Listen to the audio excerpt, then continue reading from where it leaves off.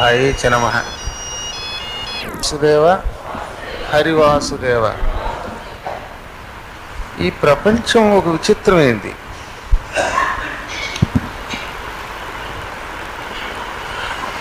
ఈ విచిత్ర ప్రపంచంలో తరించడానికే భగవంతుడు చిత్ర విచిత్రమైన పురాణ కథలతో కూడిన ఈ ధర్మశాస్త్రాన్ని అందించాడు. అష్టాదశ పురాణాలు ఇవ్వడానికి గల కారణం ఏమిటంటే మానవుణ్ణి ఏదో రకంగా ఎక్కడో చోట ఏదో పురాణమో ఏదో ఒక ధర్మకథో ఆకట్టి వాడిని సక్రమ మార్గంలో పెట్టి వాడిని తరింపచేస్తుందని ఆ వేదవ్యాస భగవానుడి ఆశ. ఎన్ని విన్నా తరించకపోతే అది వేరే విషయం అనుకోండి. గోడ మీద బొమ్మలాగా నల్లి పని నల్లిదే, బల్లి పని బల్లిదే అన్నట్టుగా ఉంటే. కానీ భగవంతుడు కరుణాస్వరూపుడు కాబట్టి చిన్న సాకుతో అనుగ్రహిస్తాడట. శిక్షించడం కంటే అనుగ్రహించడానికి ఎక్కువ ఆయన చూస్తాడు. కోయిల కూవని కూసినా ఆనందిస్తాడు, కాకి కావని కర్కశంగా అరిచినా ఆనందిస్తాడు. పెంట మీద చెత్త తినే జీవుల్ని ఒకే రకంగా చూస్తాడు, హవ్యాన్నం తినేదానిని ఒక రకంగానే చూస్తాడు, హంసని ఒక రకంగా చూస్తాడు, కొంగని అలాగే పాపం అనుగ్రహిస్తాడు. లేకపోతే ఈ సృష్టి ఎలాగా? శ్రావ్యంగా హరేరామ హరేరామ అని చక్కగా హార్మోనియంతో అందంగా పాడే ఆ స్త్రీలను అనుగ్రహిస్తాడు, అరరమాదేవ అనే వాళ్ళని అనుగ్రహిస్తాడు. అలా అనుగ్రహించకపోతే దైవం ఎలా అవుతాడు? భగవన్నామం ఎలా చేసినా ఆ భగవంతుడికి కరుణ అనేది అటువంటిది అనమాట. అందుకే తిట్టేవాడిని స్తోత్రం చేసేవాడిని సమానంగా చూస్తాడు. కాబట్టి హిరణ్యకశిపుణ్ణి అనుగ్రహించాడు, ప్రహ్లాదుడిని అనుగ్రహించాడు. అయితే ఎవరి మార్గం వారిది. ప్రహ్లాదుడి మార్గంలోనే మనం నడుచుకోవాలని ప్రయత్నం చేద్దాం. హిరణ్యకశిపుడి మార్గం మనకొద్దు. కాసేపు మనస్సు ఆ పెద్దాళ్ళు అక్కడ హార్మోనియంతో రామ హరే రామ హరే రామ అంటుంటే వాడు ఎందుకో మనస్సు ఒక రకమైన నాదంతో కరిగింది. అంత శ్రద్ధ పెట్టి ఇక్కడ దూరానికి వినలేదు. కానీ అంచేత నేనే ఒక 5 రూపాయలు చదివించాను అంటే ఎందుకు చెబుతున్నాను? గురువు గారు ఇచ్చారంటే రేపు పొద్దున మనం కూడా ఇద్దామనే బుద్ధి మీకు కలుగుతుందని చెబుతున్నాను, అంతకంటే లేదు. లేకపోతే నా కోసం కాదు. రహస్యంగా ఇచ్చామనుకోండి ఏదో వాళ్ళ దారి వాళ్ళదేలే పోతున్నారని కాదు, వాళ్ళని ప్రోత్సహించాలి. నామస్మరణం చేసేవాళ్ళని కూడా అప్పుడప్పుడు. కాబట్టి నేను ఇచ్చానని చెప్పాను అనుకోండి, ఆహా ఆయన ఇచ్చాడంటే మనం కూడా ఇవ్వచ్చు, తప్పు లేదు అనిపిస్తుంది. కాబట్టి ఇస్తే కాస్త వాళ్ళకు కూడా జీవనోపాధి ఏదో కలుగుతుంది. వాళ్ళేం జీవనోపాధి కోసం చేస్తున్నారని నేను అనుకోను. అయినా ఇది 10 మందికి ఆదర్శమై ఇంకో 10 మంది చక్కగా భగవన్నామం చెయ్యాలి. అలా శ్రావ్యంగా చెయ్యాలి. ఎలా చేసినా భగవంతుడి నామం గొప్పదని ఇందాకే చెప్పాను కదా మీకు. దానికి ఏం సంగీతంతో స్వరంతో సంబంధం లేదు. కాకపోతే ఏంటంటే శ్రావ్యనాదం వల్ల ప్రజల్ని తొందరగా ఆకర్షిస్తాం, అంతకంటే లేదు. అప్పుడు ఎక్కువ మందిని బాగు చేస్తాం, ఎక్కువ మందిని ఆకట్టుకోగలుగుతాం. అందుకనే కోయిలంటే కోయిలే. పాపం నేను ఒకప్పుడు రాశాను, కాకి నీ సృష్టి, కోయిల నీ సృష్టి. కోకిలమ్మ చేసి కొన్న పుణ్యం బేవి, కాకి చేసుకొన్న కర్మమేమి. ఏమయ్యా, కోకిలమ్మ చేసుకున్న పుణ్యం ఏమిటి, కాకి చేసుకున్న కర్మం ఏమిటి? దీని అందరూ రావమ్మా, ఏడాదికోసారి ఉగాది నాడైనా రావమ్మా అని కోకిలమ్మని పొగిడి రమ్మని ఆహ్వానిస్తారు. కాకి రోజు గుమ్మం దగ్గరకు వచ్చి ప్రేమగా అరిస్తే చిచ్చి అవతల పో అంటారు. ఏమిటంటే మాటలో తీరే. ఆ మాటే ఒక్కొక్కరిని ఆకడుతుంది, ఆ మాటే ఒక్కొక్కరిని విరోధం తెచ్చిపెడుతూ ఉంటుంది. అందుకని తన సకల వాక్పాండిత్య ధౌరంధర్యాన్ని చూపిస్తూ మహాత్ముడైన వేదవ్యాసుడు ఈ 18 పురాణాల వంకతో ప్రపంచ విజ్ఞాన సర్వస్వాన్ని మనకు అందజేశాడు. అన్ని పురాణాలని మనం సంపూర్ణంగా వింటే చిట్ట చివరికి చెప్పింది ఏమిటంటే శ్రీ మత్స్య నారాయణుడి ద్వారా సూత మహర్షి ద్వారా లోకానికి అందించిన సందేశం. తీర్థయాత్రలన్నీ చెయ్యండి, అన్నీ చెయ్యండి. అన్నిటికంటే గొప్ప తీర్థం ఏంటంటే సత్యం దయా, ఇంద్రియ నిగ్రహం, ఈ మూడు అత్యుత్తమ తీర్థములట. నిన్నటిదాకా ఏం చెప్పారు? అంబికా వారి యొక్క అష్టాదశ పురాణాల్లో మనం చెప్పుకుంటున్నటువంటి మత్స్య పురాణంలో ఎక్కడెక్కడ తీర్థయాత్రలు చేయాలి, ఏమేం వాటిల్లో పిండ ప్రదానాలు చేయాలి, ఇవన్నీ అద్భుతమైన విషయాలు చెప్పాడు. ఆఖరిని ఏమంటున్నాడు 79లో, సత్యం తీర్థం, దయా తీర్థం, తీర్థం ఇంద్రియ నిగ్రహం, వర్ణాశ్రమాణం గేయేపి తీర్థం సమముదాకృతం. సత్యం అదొక గొప్ప తీర్థం. రోజు నిజం పలుకు, అది అంతకంటే గొప్ప తీర్థం మరొకటి లేదు. దయ, ప్రాణుల మీద దయ చూపించడం కంటే గొప్ప తీర్థం ఇంకోటి లేదు. ఇంద్రియ నిగ్రహం, తన ఇంద్రియాలని అదుపులో పెట్టుకోవటం, జ్ఞానేంద్రియాలని కర్మేంద్రియాలని అదుపులో పెట్టుకోవాలి. ఇవి అత్యుత్తమములైన తీర్థములు. ఈ ఇంద్రియ నిగ్రహం, సత్యం పలకడం, దయ చూపించటం అనే మూడు కలిగి ఉంటే అప్పుడు ఇంటిలో పితృతీర్థ స్థానం ఉంటుందట. ఇన్ని తీర్థాలు మన ఇంట్లో ఉంటాయి. సకల తీర్థాలు ఎవరి ఇంటిలో ఉంటాయి. ఎవరిలో ఈ పై లక్షణాలు ఉంటాయో వారికి ఉంటాయి. ఎవరిలో ఈ లక్షణాలు ఉండవో వాళ్ళు తీర్థయాత్రలు చేసినా సంపూర్ణ ఫలితం పోదు. అలాగని మానేయమండం లేదు ఆయనేమి. మనుషుల్ని మారుస్తుంది అది. కానీ మనిషికి సరి అయిన తీర్థయాత్ర ఫలితం కావాలంటే సత్యం, దయా, ఇంద్రియ నిగ్రహం. ఒకవేళ లేనివాడు కూడా ఈ తీర్థయాత్రలు తెలియక చేస్తే వాడికి కూడా పుణ్యం కలుగుతున్నట్టు చెప్పాడు. యస్మాత్ తస్మాత్ ప్రయత్నేన తీర్థశ్రాద్ధం సమాచరేత్. ఎలాగైనా సరే యాత్ర మాత్రం చెయ్యాలి. కానీ వాటన్నిటి ఉద్దేశ్యం ఈ మూడు ప్రసాదించడమే. ఎందుకు మనం ఇన్ని వినాలి, ఎందుకు మనం ఇవన్నీ చెయ్యాలి అంటే సత్యం, ధర్మం, ఇంద్రియ నిగ్రహం లోకంలో వ్యాపింప చేయడానికే. సర్వ విధముల శ్రాద్ధం జరపడం, తీర్థం పెట్టడం, తీర్థయాత్రలకు వెళ్ళడం మాత్రం మానరాదు. ఇక శ్రాద్ధకాల నిర్ణయ అనే పేరుతోటి శ్రీమన్నారాయణుడు మత్స్యావతార స్వరూపుడు మనువుకి ఇలా చెప్పాడు. ప్రాతకాలే ముహూర్తం స్త్రీన్ పూర్వాగ్నే తావదేవతు, మధ్యాహ్నః త్రిమూర్తస్యాత్, అపరాహ్నస్తతః పరం, సాయాహ్నః త్రిముహూర్తస్యాత్, శ్రాద్ధం తత్ర నకారయేత్. పగటి కాలంలో మొత్తం 15 ముహూర్తాలుగా పగటి కాలాన్ని డివైడ్ చేశారు. అవి ఏమేమిటంటే ప్రాతకాలము, పూర్వాహ్నము, మధ్యాహ్నము, అపరాహ్నము, సాయాహ్నము. వీటిని కలిపితే 5 మూళ్ళు 15 ముహూర్తాలు. ప్రాతకాలం 3 ముహూర్తాలు, పూర్వాహ్నం 3 ముహూర్తాలు, మధ్యాహ్నం 3 ముహూర్తాలు, అపరాహ్నం 3 ముహూర్తాలు, సాయాహ్నం 3 ముహూర్తాలు. మొత్తం 5 మూళ్ళు 15 ముహూర్తాలు. ఈ 15 ముహూర్తాలు కలిపితే 12 గంటలు. 12 గంటల కాలాన్ని 5 కాలములుగా, 5 కాలాలని 3 ముహూర్తాలుగా డివైడ్ చేశారు. కాబట్టి 12 గంటల్ని 1260లు 720 నిమిషాలుగా మార్చి ఆ 720ని 15తో డివైడ్ చేస్తే అప్పుడు మనకు ముహూర్తం అంటే ఎంతో వస్తుందన్నమాట. అది ముహూర్త కాలం అంటే. చివరికి అవి పోయి ముహూర్తం అంటే మనం తాళి కట్టే వేళ ఆ కాస్త ముహూర్తం అనుకుంటున్నాం. అదో వెర్రి మనకి. రాను రాను రాను రాను ఈ మధ్యకాలంలో ఎవరిని చూస్తే వాడే ఒక వాస్తు పండితుడు. నాకే సలహా ఇచ్చేస్తాడు ఇంటికి వచ్చేవాడు. ఇక్కడ కొంచెం నైరుతి కట్ చేసినప్పుడు గేట్ ఇటు తీసట్టు పెడితే బాగుంటుందేమోనండి అని. మళ్ళీ ఇదో విచిత్రం అన్నమాట.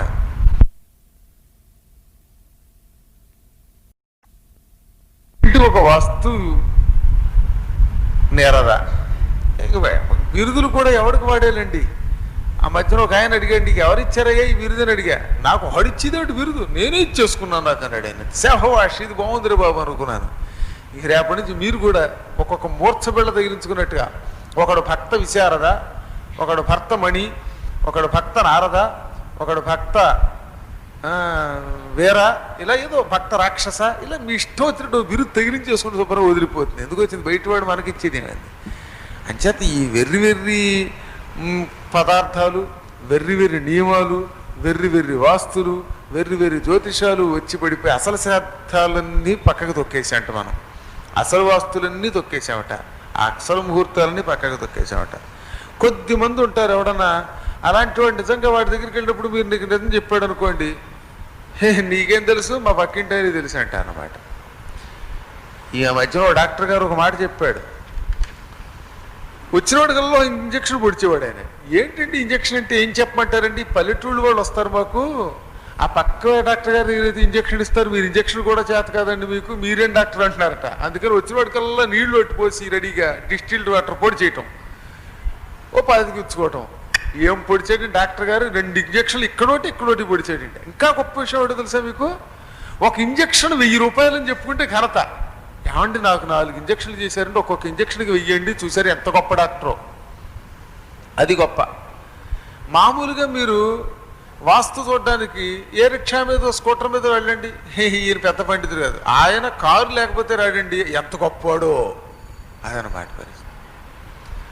మధ్యాహ్నం అవనిగడ్డలో ఉపన్యాసం చెప్పొచ్చాను 10 నిమిషాలు. అవనిగడ్డ ఎమ్మెల్యే బుద్ధప్రసాద్ గారి దగ్గరికి వెళ్ళా. సరే ప్రసాద్ గారు స్టేజ్ మీదకి పిలిచి, ఎప్పటికీ పద్మాకర్ గారు సింపుల్గా అలాగే ఉన్నారు, ఎప్పుడో 3 ఏళ్ల క్రితం చూసినప్పుడు ఇప్పుడు ఎలా ఉన్నాను అలాగే ఉన్నంట. ఈయన తోటి వాళ్ళు మాత్రం 4-5 కార్లు మెయింటైన్ చేస్తున్నారు, ఈ పుణ్యాత్ముడు మాత్రం కారు లేదు గీరు లేదు, నడిచే వస్తాడు, ఇప్పటికీ పాదయాత్రలు చేస్తున్నాడు. అలా కాదు, విమానం ఎక్కువస్తాను లేకపోతే ఇది ఎలాగే అన్నవాడికి విలువ అని 1/4 గంట ఉపన్యాసం చెప్పారు. దాని మీద ఆయన చాలా మంచివాడు చెప్పాడు ఆయన. ఇవాళ పరిస్థితి చాలా అద్భుతంగా ఆ ఎమ్మెల్యే గారు విశ్లేషణ చేసి చెప్పాడు. నాకు ఆశ్చర్యం కలిగిందనమాట. అలా కొంతమంది ఉంటారు. కాబట్టి అవన్నీ కాదు, అసలు సిసలైన తత్వాన్ని గుర్తించాలి. అలా గుర్తించారు కాబట్టే అంబికా కృష్ణ గారు 18 పురాణాలు ఆయన ఒక్కడే చెప్పగలడని ఒక డెసిషన్కి రాగలిగారు. ఆయన ఎవరిలో ఏ సత్తా ఉందో జ్ఞానాన్ని జ్ఞానే గుర్తించగలుగుతాడు. గుర్తించారు కాబట్టి వాళ్ళ అంబికాధర పార్వతి వారికి చరిత్రలో మిగిలిపోయే ఒక గొప్ప కార్యక్రమం తగిలింది.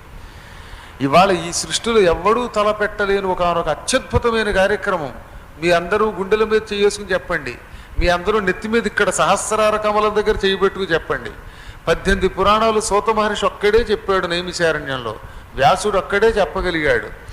18 పురాణాలు ఒకే వ్యక్తి ఒకే స్థానంలో చెప్పినటువంటి ఘనత మళ్ళీ ఈ యుగాల్లో కలియుగంలో మనకే దక్కింది. ఈ ఊళ్ళు ఇక్కడ అది మీకు ఒక యోగం. ఎందుకని చెప్తున్నానంటే, పురాణాలు చెప్పే 18 పురాణాలు చెప్పగలిగే వేత్తలు ఉండొచ్చు, కానీ వాళ్ళు అనేది అందరూ ఒక ఊళ్ళో ఒక చోట మేము చెబుతామన్నా మా దగ్గర వినరు, చెప్పించేవాళ్ళు లేడు. ఈ ఊళ్ళో ఒకటి చెప్తే ఇంకో ఊరు ఇంకో చోటకి పోవాలి, ఇవాళ ఇక్కడ చెప్తే రేపు ఇంకో చోటకి పోవాలి. ఒకే స్టేజీ మీద ఎక్కడ జరిగింది ఇక్కడ మనకి. ఇది ఒక యోగం అన్నమాట, ఇది ఒక మహాయోగం. సరే, ఇంతకీ చెప్పొచ్చేది ఏమిటంటే, ఈ ముహూర్తములంటే అవి సాయాహనానికి రాక్షసీ హోర అని కూడా పేరు. ఆ సాయాహన కాలంలో అంటే సాయంకాలం వేళ ఈ శ్రాద్ధం పెట్టకూడదు. రాక్షసీ హోర ఏ కర్మాలకి పనికిరాదు. వీటిలో 8వ ముహూర్తానికి కుతపకాలము అని శాస్త్రంలో పేరు. అంటే రవి చల్లదనం పొందడం మొదలు పెట్టాలి. ఉదాహరణకి ఉదయం 6ంటికి సూర్యుడు ఉదయిస్తే మధ్యాహ్నం 12ంటికి మంచి తీక్షణంగా ఉంటాడు. అక్కడి నుంచి క్రమంగా తగ్గుతాడు, వేడి తగ్గుతూ సాయంకాలాన్ని చల్లబడతాడు. కొద్దిగా వేడి క్లైమాక్స్కి అందుకుని తగ్గడం మొదలుపెట్టినప్పుడు మొదలుపెట్టి శ్రాద్ధం మళ్ళీ సాయంకాలం వచ్చే లోపు పూర్తి చేస్తే ఆ శ్రాద్ధానికి అనంత ఫలితం. అందుకే పూర్వకాలంలో 12:30 దాటాకనో 1 గంటకో మొదలెట్టి 2ంటికి పూర్తి చేసేవారు. ఏదన్నా 12 దాటాలి అని తెలుస్తోంది దీన్ని బట్టి మనకి. అది నిజమైన శ్రాద్ధం. కరెక్ట్ అయిన టైం అనేది ఆనాటి సూర్యోదయం మీద ఆధారపడి ఉంటుంది. సూర్యోదయం ఉదాహరణకి పగలు 5:40కి మొదలైంది అనుకుందాం వేసవకాలంలో. ఆ 5:40 నుంచి సూర్యాస్తమయం వరకు ఎన్ని గంటలు ఉన్నాయో లెక్కేయండి. సూర్యాస్తమయం సూర్యోదయం వేస్తాడుగా, 5:40కి సూర్యోదయం, సాయంత్రం 6:30కి సూర్యాస్తమయం అన్నాడు ఒక వేసవకాలంలో. ఈ 5:40 నుంచి 6:30 వరకు ఎన్ని గంటలు ఉన్నాయో లెక్కేయండి. ఆ గంటల్ని ఉదాహరణకి 12 గంటలు ఉన్నాయనుకుందాం. 12 గంటల్ని నిమిషాల్లోకి మారిస్తే ఎంత? 1260 720 నిమిషాలు. అది కాక వేసవకాలంలో ఇంకో అరగంట ఎక్స్ట్రా ఉందనుకుందాం. సూర్యాస్తమయం అవడం ఎక్కువ టైం పడుతుంది, సూర్యోదయం పెందరాళ్ళు అవుతుంది. ఆ 720 నిమిషాలు ప్లస్ ఈ 30 నిమిషాలు 750 నిమిషాలు, దాన్ని 15తో డివైడ్ చేయండి. అప్పుడు 50 నిమిషాలు వస్తుంది. ఒక్కొక్క ముహూర్తానికి 50 నిమిషాలు.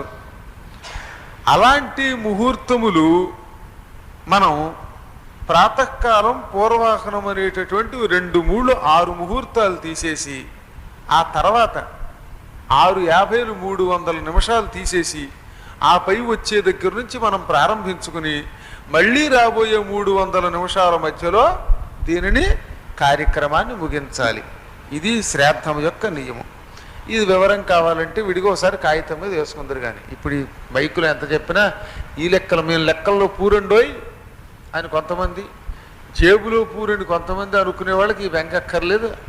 ఎటువంటి పూర్వాణి అయినా సరే రిచ్ మ్యాన్గా మార్చేద్దాం. తర్వాత కుతపకాలం అంటే ఏమిటి? కుతపము అనే శబ్దానికి చాలా అర్థాలు ఉన్నాయి. 12 గంటలు దాటిన కాలాన్ని కుతపము అంటారు. తర్వాత కంచుపాత్రని కుతపము అంటారు. కత్తిని పెట్టుకునే వరని కుతపము అంటారు. నేపాళ దేశంలో నేసిన కంబళాన్ని కుతపం అంటారు. తర్వాత దీపాన్ని కూడా కుతపం అంటారు. అందుకే ఇంటికి పెద్ద కోడలి చేత శ్రాద్ధ సమయంలో ఏం చేస్తారు? దీపం వెలిగిస్తారు. ఆ దీపారాధన కోడలు చేస్తేనే శ్రాద్ధం పూర్తవుతుంది. కంచుపాత్ర వాడితేనే శ్రాద్ధం పూర్తవుతుంది. దర్భలు, దాన్ని కూడా కుతపం అంటారు. అంటే ఇవన్నీ శ్రాద్ధానికి ఉండాలని చెప్పడం. దర్భలు ఉండాలి, తెలలు, వాటిని కుతపం అంటారు. అంచేత నువ్వులు ఉండాలి, గోవులు ఉండాలి. దౌహిత్రుడు అంటే కూతురు కొడుకు. ఒక ఆయన పోయాడు, ఆయన మనవడు ఉండాలి అన్నారు. ఏ మనవడు ఉండాలి? కూతురు కొడుకు ఉండాలి. అందుకే శ్రాద్ధం పెట్టేవాడికేమో మేనల్లుండి తెచ్చుకోరా అని చెప్పేవారు అన్నమాట.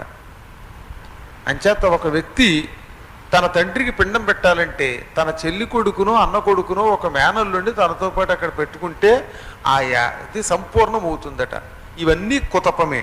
ఇప్పుడు గుర్తుపెట్టుకోండి, కుతపము అంటే మధ్యాహ్నం 12 దాటాక కత్తి పెట్టుకునే వర, కంబళం, దీపం, నువ్వులు, దర్భలు, గోవులు, దౌహిత్రుడు, ఈ 8ంటికి కుతపము అని పేరు. ఇక దర్భలు, నల్లని నువ్వులు మాత్రమే శ్రాద్ధమునకు వినియోగించవలను. ఇవి విష్ణు శరీరం నుంచి పుట్టాయి. అందుకే వీటికి అంత మహాఫలితం. శ్రాద్ధం శుభ ఫలితం ఇవ్వాలంటే ఇవి ఉపయోగించి తీరాలి. పూర్వం మత్స్యరూపుడైన నారాయణుడు మనువుకి చెప్పిన శ్రాద్ధానుకీర్తనము అనబడేటటువంటి ఈ ఘట్టం పరమ పుణ్యకరం, పరమ పవిత్రం, ఆయుఃప్రదం, సర్వపాప వినాశకం. అన్ని పాపాన్ని నశింపజేస్తుంది. మీరు శ్రద్ధతో విన్నారు. దీనిని చదివినా విన్నా నరుడు శ్రీమంతుడవుతాడు. తీర్థశ్రాద్ధ సమయంలో అంటే ఏదన్నా మీరు తీర్థయాత్రకు వెళ్ళారు, కాశీకి వెళ్ళాం, గయ వెళ్ళాం, నైమిషారణ్యం వెళ్ళాం, అటువంటి చోట పిండ ప్రదానం చేసేటప్పుడు ఈ ఘట్టాన్ని కనుక చదివినా లేక విన్నా, అది చేసి తీరాలంటున్నాడు. చేస్తే అశుభాలన్నీ నశిస్తాయి. ఇళ్లల్లో అశుభాలు నశించడానికి ఏవో కార్యక్రమాలు చేయాలి. వేళ కూడా ఏంటి, తిండి తినాలంటే ఎంత కష్టపడుతున్నాం, వండుకుంటున్నాం, కంచాలు కడుక్కుంటున్నాం, చేతుల దగ్గర కడుక్కుంటున్నాం. 5 నిమిషాలు చేతులు కడుక్కోవడం మానేస్తే చేతులు అంతా భయంకరంగా తయారవుతాయే. తిండికి ఎంత కష్టపడుతుంటే మోక్షం అనే తిండికి మరింత కష్టపడాలి. తప్పదు. ఇది మానవ జీవితానికి భగవంతుడు ఇచ్చినటువంటి ఒక మార్గం. ఇది తప్పదు. కీర్తి కలగడానికి ఈ ఘట్టం వినాలి. మంచి కీర్తి పొందుతారట ఇది వింటే. ఇది మూల కారణం. మహాపాపహరం అన్నారు దీనిని. ఈ శ్రాద్ధ మహాత్మ్యాన్ని బ్రహ్మ, రుద్రుడు, సూర్యుడు కూడా చేస్తారట, చదువుతారట, వింటారట. ఇక తక్కిన వాళ్ళ సంగతి చెప్పేదేముంది? దాని తత్వం ఎరిగినటువంటి వాళ్ళు ఆ విషయం చెప్పారు. అనగా ఋషులు ఆనందపడ్డారు. సూత మహర్షితో అన్నారట, సోమాహ పితॄణాం అధిపః కథం శాస్త్ర విశారదః తద్వంశాయే చ రాజానో బభూవుః కీర్తివర్ధనాగా. ఓ సూత మహర్షి, సర్వ పురాణ శాస్త్రాలు బాగా ఎరిగిన వాళ్ళు మాత్రమే ఇంత తేలికగా ఇంత సుస్పష్టంగా ఈ విషయాన్ని చెబుతారు. ఒక విషయం చెప్పాలంటే ఆ విషయం మీద సంపూర్ణమైన అవగాహన ఉండాలి, లేకపోతే దానిని కుండబద్దలు కొట్టినట్టుగా వివరించలేరు. అందుకని ఏమన్నారు, సర్వశాస్త్ర విశారద, అన్ని విషయాలలో ఆరితేరిన వారు మీరు. అందుకే మిమ్మల్ని అడుగుతున్నాం, పురాణం చెప్పడానికి కొన్ని లక్షణాలు ఉండాలి, అందులో ఏవో ఒక లక్షణాలు లేకపోతే వాడు పౌరాణికుడు కావడు. మన్నాడవు చిరకాలము, నీకు వయస్సు పెద్దది, చాలా వయస్సు జీవించావు. కన్నాడవు పెక్కులైన గ్రంథార్థం, ఎన్ని పుస్తకాలు చదివావు. చదవడం గొప్ప కాదట, ఆ చదివిన పుస్తకాలలో ఉండే విషయాన్ని అర్థం చేసుకున్నావు, గ్రంథాన్ని ఆపోసిన పెట్టావు, అర్థం చేసుకున్నావు. కన్నాడవు పెక్కులైన గ్రంథార్థంబుల్, విన్నాడవు వినదగినవి, ఎక్కడ ఏది వినాలో అవన్నీ కూడా విన్నావు, అద్భుతంగా విన్నావు, మామూలుగా కాదు. ఉన్నాడవు పెద్దలొద్ద ఉత్తమ గోష్ఠిల్,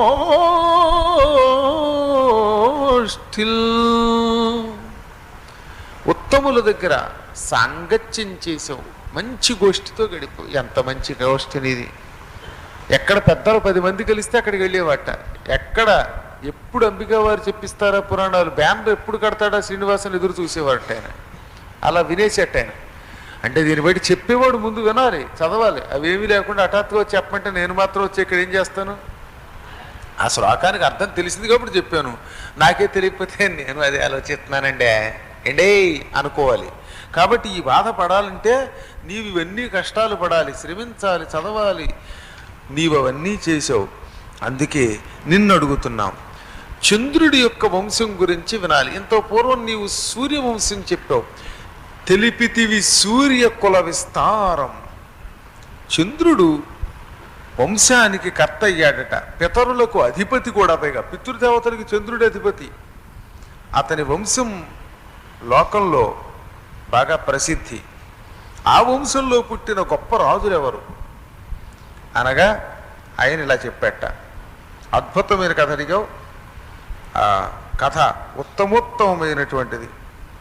పూర్వం బ్రహ్మమానస పుత్రుడు ప్రజాపతి అత్రి అని పిలువబడే ఒకానొక మహర్షి ఉన్నాడు. ఆయన చాలా సమర్థుడు. ఆయన ఆదిష్టో బ్రహ్మణా పూర్వం అత్రిహి సర్గ విధౌ పురా అనుత్తమన్నామ తపస్సృష్ట్యర్థం తప్తవాన్ ప్రభు. ఈ బ్రహ్మమానస పుత్రుడైన అత్రి కడు సమర్థుడు. బ్రహ్మదేవుడు పుత్రుణ్ణి పిలిచాడు, నాయన అత్రి, లోకంలో సృష్టిని కొనసాగించు. ప్రజా సంక్షోభం ఎదుర్కొని దేశమంతా అరిష్టం పాలి సంతానం లేక నానాయాతన పడుతోంది. ఎంత ప్రయత్నం చేసినా బ్రహ్మనైన నేను కూడా ప్రజల్ని సృష్టి చేయలేకపోతున్నాను, సృష్టి చేసిన ప్రజలు కూడా బతకట్లేదు. అంచేత నాకు సాయం చేసి లోకాన్ని బాగా కొనసాగించు. జనాభా పెరగాలి. పట్టుమని 25 మందో 30 మందో మాత్రమే ఉన్నాం ఇంత భూమండలంలో. మనం తామర తంపరగా ప్రజా సృష్టి కావాలి. తక్కువ ఉన్నా కష్టమే, ఎక్కువ ఉన్నా కష్టమే భూమి మీద. అనగా బ్రహ్మదేవుని ఆజ్ఞ కొనసాగిస్తూ లోకాన్ని సృష్టి చేయడం కోసం సర్వోత్తమమైన తపస్సును ఆచరించాడు అత్రి. తపస్సు చెయ్యకుండా ఏ పని ఎవరూ చేయలేరు. అంచేత గొప్ప సృష్టి కొనసాగాలంటే అన్నిటికంటే ముందు తపస్సు ముఖ్యం. అందుకని ఆయన తపస్సు ఆచరించాడు. దేనిని మనస్సులో పెట్టుకు తపస్సు చేశాడు? పరబ్రహ్మని ధ్యానం చేశాడు. ఇంకక్కడ పరబ్రహ్మకి పేరు ఉండదు, కులము లేదు, రూపం లేదు, గుణం లేదు, వర్ణన లేదు, రంగు లేదు, రుచి లేదు, వాసన లేదు. అనుభవము, చైతన్యము, ఆనందమే పరబ్రహ్మ. అందుకే ఉపనిషత్తులు ఏమంటున్నాయి? ఆనందో బ్రహ్మేతి వ్యజానాత్. ఈ సృష్టిలో ఆనందమే బ్రహ్మ. ఆ ఆనందం తపస్సు చేయగా నీ అంతట నీకే అనుభవం అవుతుంది. అది సహజ ఆనందం. నీలో నీకు కలిగే ఆనందం నువ్వు గుర్తించాలి అంటే సాధన. ఆ సాధన తపస్సు వల్ల సాధించారు మొదట్లో. క్రమంగా అందరూ తపస్సు చేయలేరు కాబట్టి తర్వాత ఏం చేశారు? గురువులను ఆశ్రయించారు. సద్గురువైన వాడు ఏ రోజుకా రోజు ఏది ఆనందమో ఏది ఆనందం కాదో చెబుతాడు. ఆ ఆనంద రహస్యాన్ని తెలుసుకోవటమే పరబ్రహ్మతత్వాన్ని తెలుసుకోవటం. నీలో ఆనందంగా నీవు ఎప్పుడు ఉన్నావంటే ఇంక నీలో పరబ్రహ్మ ఉన్నట్టే. అందుకే ఉపనిషత్తుల్లో రసో వై సహా, సహా ఆ పరబ్రహ్మ, రసహ ఆనందమే, వై కదా అన్నాడు. ఆనందం కదా. పరబ్రహ్మ అంటే ఏమిటి, ఎలా చూడాలి అని ప్రశ్న వచ్చింది. బ్రహ్మమును చూడాలంటే ఎలాగ రెండు కళ్ళతో చూద్దామంటే కుదరదాయి. పోనీ రెండు కళ్ళు కాకుండా వేరే కళ్ళు ఏమన్నా సంపాదిస్తామా? అది మన వల్ల అవదు. సంపాదించిన ఇంద్రాదులకి కనపడ్డం. మరి ఎలాగా? ఆనందం ఎప్పుడైతే అనుభవిస్తున్నావో అదే పరబ్రహ్మ. ఆనందం అంటే ఏమిటి? వాంగ్ మనసాతీత, వాక్కుకి అతీతం, మాటలకి అందదు. అది మాటతోటి ఎంత బాగుందో అని 100 సార్లు అనుకుంటే వచ్చేది కాదు. అది మనస్సుకి అతీతం. ఇంద్రియాతీత, ఇంద్రియాలకి అతీతం. ఇంద్రియాలకు అతీతం అని ఎందుకు ప్రత్యేకంగా చెప్పవలసి వచ్చింది ఇక్కడ? మన వాళ్ళు చాలామందికి ఆనందం అంటే ఫస్ట్ వచ్చేది ఏంటంటే ఇంద్రియాలకి అనుభవమైన దానిని ఆనందం అనుకుంటున్నాం. ఉదాహరణకి ఎవరో పట్టుకొచ్చి మీ మెడలో మంచి శాలువ కప్పారు కూడా మీకు ఎంత ఆనందం వచ్చేస్తుంది అంటే, శాలువ కప్పితే ఆ చిన్న ఆనందం పొందేవాడు కొంతమంది, లాటరీలో 1,00,000 వచ్చిందంటే ఆనందం కొంతమందికి. కంటితో అందమైన పదార్థం చూస్తే వాడికి ఒక్కొక్కడికి భలే ఆనందం వచ్చేస్తుంది. ఇదేమిటిది? ఇంద్రియ ఆనందం. ఓ అందం చూసినప్పుడో, ఓ సినిమా చూసినప్పుడో, ఏదో మొత్తం తన పిల్లలు చూసినప్పుడో, ఇంకో దాన్ని చూసినప్పుడో వచ్చే ఆనందం నేత్ర ఆనందం. నేత్రం అనేది ఏమిటనమాట? దృక్కు అనబడేటటువంటి ఇంద్రియము. శబ్ద, రూప, రస, స్పర్శ, గంధాలలో రూపం చూడడానికి ఉపయోగపడేటటువంటి ఇది ఒక ఆనందం ఇస్తుంది. కన్ను. చెవి ఉంది, చక్కగా ఆ సంగీతమో లేకపోతే గొప్ప వాక్కో, అది ఇష్టం కాకపోతే పిల్లల మాటలో. కొంతమందికి ఏమున్నా లేకపోతే తమ పిల్లలు మాట్లాడితే వాడికి ఆనందం. ఆ చెవులకి, ఇంద్రియాలకు ఆనందం అన్నమాట. మరి కొంతమందికి భార్యామణి కాస్త చెడామడ, నీ అమ్మ గడపడ కూర్చోరా అని తిడుతుంటే అది కూడా ఆనందం. ఏంటి మా ఆవిడ తిట్టకపోతే అప్పుడు నాకు నిద్రట్టదండు అనే వాళ్ళు కూడా ఉన్నారు. మా దగ్గరికి చాలా రకాల కేసులు వస్తూ ఉంటాయండి. ఇదో వెరైటీ కేసు. కాబట్టి ఏ రకంగా అయినా చెవుల్లో ఏదో ఒకటి పడుతూ ఉంటే అదొక ఆనందం అన్నమాట. ఇప్పటికి కూడా ఆశ్చర్యం చెప్పమంటారా?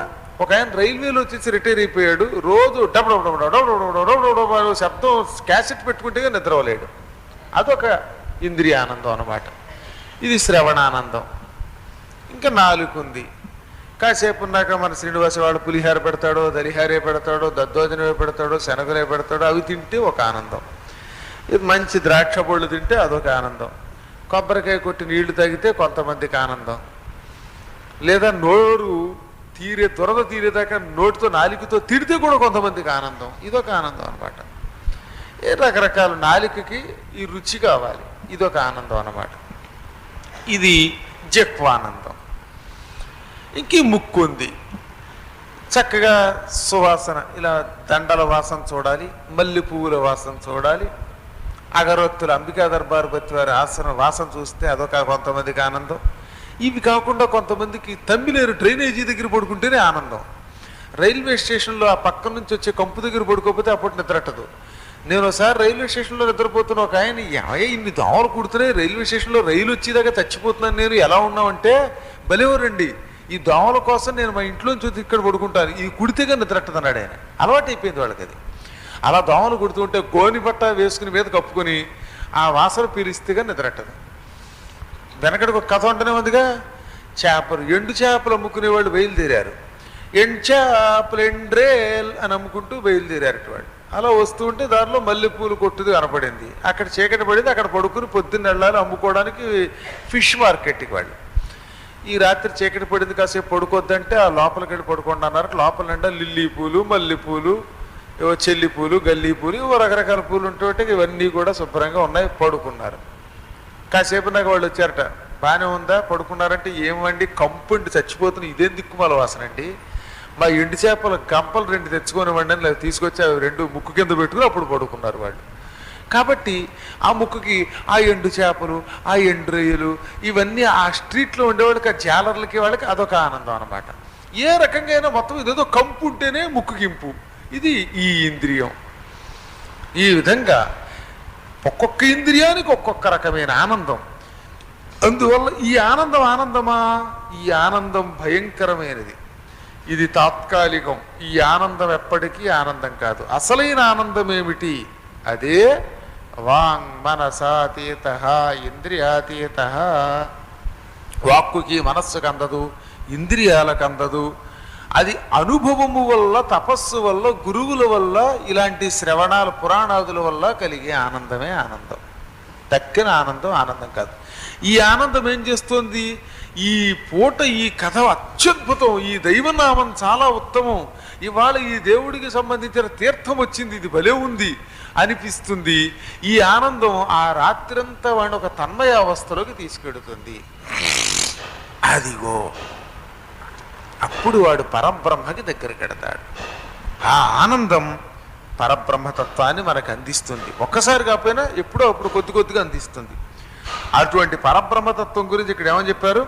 యదానందకరం బ్రహ్మ జగత క్లేశ నాశనం. ఇది ఆనందం కలిగిస్తుంది పరబ్రహ్మతత్వం. ఈ పరబ్రహ్మతత్వం లోకాలలో ఉండే క్లేశం అంటే కష్టాన్ని తొలగిస్తుంది. బ్రహ్మ కన్నా, విష్ణువు కంటే, రుద్రుడి కంటే, రవి కంటే అంతరంగ రూపమైనది ఇది. అసలు ఈ త్రిమూర్తులు కానీ, ఈ సూర్యుడు కానీ, ఇవన్నీ ఏమిటి? ఆనందంలోంచి పుట్టినవే. అందుకే వీళ్ళందరికీ అంతరంగం ఏమిటి? ఎందుకు వాళ్ళు దేవతలయ్యారు, ఎందుకు వాళ్ళు దైవాలయ్యారు? వారికి ఆనందం తప్ప మరొకట్లేదు కనుక నిత్యానందం. అది ఇప్పుడుండి కాసేపు పోదు. ఈ క్షణంలో చెయ్యిలా చాచగానే ఒక గుప్పిడి పులిహోర పెడితే మీకు ఆనందం వస్తుంది. కుదరదు, లైన్లో రాన్నాడు అనుకోండి, వీడికి అంటే దుఃఖం వచ్చేస్తుంది, మండిపోతుంది. ఇంకేం ఆనందం అంటే మన ఆనందాల్లో విచిత్రమైన లక్షణాలు ఉన్నాయి. అలా కాకుండా తరగని ఆనందం అన్నమాట. అటువంటి ఆ ఆనందం త్రిమూర్తులకి హృదయం. ఇంద్రియ గోచరం కానిదని మళ్ళీ ఇంకోసారి చెప్తున్నాడు అనుకోండి. ఇక్కడ 2-3 సార్లు ఎందుకు చెప్తాడంటే అభ్యంతరం అతీంద్రియం, ఇది లోపలే పొందాలి, ఇంద్రియాలకి గోచరించదు. శాంతమైన మనస్సు కలిగే వారికి శాంతి కలిగిస్తుంది, గొప్పవాటి కంటే గొప్పది. అదే తపస్సు వల్ల కలిగే పరబ్రహ్మానందం. అందుకే మహాంతం తపసో విప్రాహ పరమానందకారకం. ఆ తపస్సు వల్ల కలిగే పరమానందాన్ని ఎవరూ వర్ణించలేరు. అటువంటి తత్వం అత్రి మహాముని కళ్ళల్లోకి వచ్చిందిట. ఆయన తపస్సు చేస్తున్నాడు, ఆయన కళ్ళల్లోకి ఆ పరబ్రహ్మతత్వం ఆనంద రూపంతో బయటకు వచ్చింది. అలా బయటకు వస్తూ కళ్ళల్లో ఉన్న ఆనందాన్ని చూచాడు శివుడు. వెంటనే తన భార్యామణితో కలిసి చెరో కన్నులోనూ చేరాట. కుడి కన్నులో ఆయన చేరాడు, ఎడమ కన్నులో అమ్మవారు పార్వతి చేరింది. ఎప్పుడైతే అసలే ఆనందం కళ్ళల్లో చేరిందో అప్పుడు పార్వతీ పరమేశ్వరులు కళ్ళల్లో చేరారో కళ్ళలోంచి బిందువులు వచ్చాయి. కన్నీరంటారు, ఆనందం వల్ల వచ్చే నీరది. అందుకే ఆనంద బాష్పాలు. అథ శుశ్రావ నేత్రాభ్యాం తత్తేజశ్చాంభు సంభవం, తత్తేజ శాంభు సంభవం దీపయన్ విశ్వం అఖిలం జ్యోత్స్నయా సచరాచరం. వెంటనే ఆనంద బాష్పాలలోంచి ఒక అద్భుతమైన వెలుతురు ముద్ద బయటకు వచ్చింది. ఆ వెలుతురు ముద్ద తెల్లని కాంతితో ఉంది. వెంటనే చూచాడు బ్రహ్మగారు. ఆ ముద్దను తీసుకుని గుటుక్కుని మింగేశాడు. అదిగో ఆ ముద్దలోంచే తర్వాత అత్రి మహర్షికి ఆయన సోముణ్ణి ఇచ్చాడు. అత్రి మహర్షికి, అనసూయకి ఆ తర్వాత బ్రహ్మదేవుడు మింగినటువంటి ఆ ముద్ద చంద్రుడు అనే పేరుతో పుట్టింది. బ్రహ్మగారు మింగినటువంటి వెలుతురు ముద్దలోంచి వాడు పుట్టాడు కాబట్టి బ్రహ్మ అంశతో పుట్టాడని పేరు వచ్చింది. బ్రహ్మపుత్రుడని కూడా అంటారు చంద్రుణ్ణి. ఆయన చంద్రుడు పుట్టినప్పుడు మహా తేజస్శాలి. ఆ తేజస్సుని దిక్కులన్నీ తమలో కలుపుకున్నాయట. అది ఆది గర్భం. 30,000 సంవత్సరాలు దిక్కులు ఆ తేజస్సుని తమలో భరించాయట. క్రమంగా ఆ గర్భాన్ని ధరించలేక విడిచిపెట్టేస్తే చతుర్ముఖ బ్రహ్మ ఆ దిక్కుల్లో ఉండే తేజో రూపాన్ని, గర్భాన్ని ఆయుధాలు ధరించేవాడు, అందగాడు, మహాత్ముడైన ఒకనొక మనిషిగా, ఒక నరుడిగా రూపొందించాడు. అదిగో అతడే చంద్రుడు. మహాశక్తిశాలి అయిన బ్రహ్మ దేవశక్తితో ఏర్పాటు చేసి 1000 గుర్రాలు కలిగిన ఒకనొక దివ్య రథం సృష్టించాడు. ఆ 1000 గుర్రాల రథం మీద ఈ చంద్రుడిని కూర్చోబెట్టాడు. తానే స్వయంగా ఆ రథాన్ని తోలాడు. అతన్ని తన లోకానికి తీసుకుపోయాడు. ఋషులు, బ్రహ్మ ఋషులు అందరూ వచ్చారట. బ్రహ్మదేవ, ఇంత అందమైన వాడిని నీతో పాటు పట్టుకుపోతున్నావు, మాకు ప్రభువు లేడు, ఈ అందగాడిని మాకు ప్రభువుగా ఇమ్మని బ్రహ్మఋషులు, ఋషులు, గంధర్వులు, ఓషధులు, దేవతలు అందరూ అడిగారట. అప్పుడు గంధర్వులకి, ఋషులకి, బ్రాహ్మణోత్తములకి, దేవతల కొందరికి, కొన్ని ఔషధాలకి, వీటన్నిటికీ బ్రహ్మదేవుడు వారి కోరిక మీద అతన్ని ప్రభువుగా ఇచ్చాడు. అతన్ని ఎప్పటికప్పుడు వృద్ధి పొందడం కోసం వారి చేత వేదమంత్రాలు కూడా చదివింపజేశాడట. ఆ తేజో రాశి ఎప్పుడైతే వాళ్ళు వేదమంత్రాలు చదివారో ఆ చంద్రుడిలో వేదరాశి బాగా పెరిగింది.